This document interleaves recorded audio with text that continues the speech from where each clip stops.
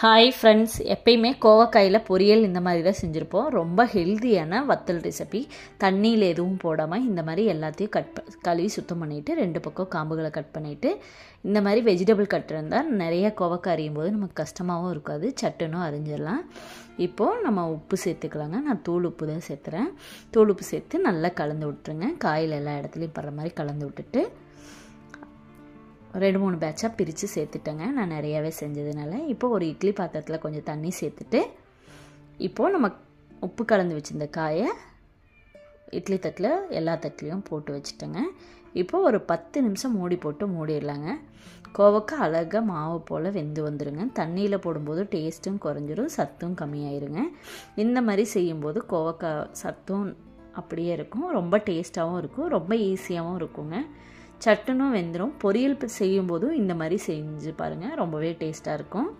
இப்போது வேக வச்சதை எல்லாத்தையும் ஒரு தட்டில் எடுத்து வச்சிடலாங்க. நல்லா எடுத்து எல்லாத்தையும் கொட்டினதுக்கப்புறம் நல்லா ஆறுனதுக்கப்புறம் வெயிலில் கொண்டு போய் ஒரு 2 நாள் 3 நாள் நல்லா அடிக்கிற வெயிலில் வச்சிங்க அப்படின்னா நல்லா காஞ்சிருங்க. பார்த்திங்கன்னா இந்த மாதிரி நான் மொட்டை மாடியில் தான் காய வச்சுருக்கேன்.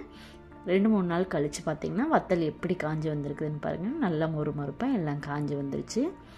இப்போ கொஞ்சமாக எண்ணெய் சேர்த்துக்கலாம். சேர்த்துட்டு நம்ம காய வச்சிருந்த வத்தல் கொஞ்சம் எடுத்துட்டு கொஞ்சமாக எண்ணெயில் இந்த வத்தலை சேர்த்துக்கலாங்க. தேவையான அளவு வத்தல் சேர்த்துக்கோங்க. நான் ஒரு கைப்பிடி அளவு சேர்த்துருக்குறேன். இப்போது நல்லா எண்ணெயில் இது எல்லாம் நல்லா பொரிஞ்சு மொறுமொறுன்னு வருங்க. குழம்பு வைக்கலாம், வத்த குழம்பு வைக்கும் போதும் போட்டுக்கலாம். இல்லை நம்ம சைடிஷ் எதுவும் பொரியல் இல்லை அப்படின்னாலும் வச்சுக்கலாங்க.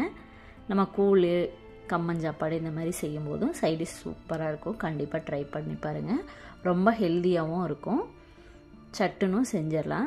இப்போது இது எல்லாம் நல்லா பொரிஞ்சு வந்ததுக்கப்புறம் காரத்துக்காக நான் குழம்புத்தூள் மட்டும் சேர்த்துறேங்க. உப்பு ஆல்ரெடியே சேர்த்துருந்ததுனால தேவைப்படாது.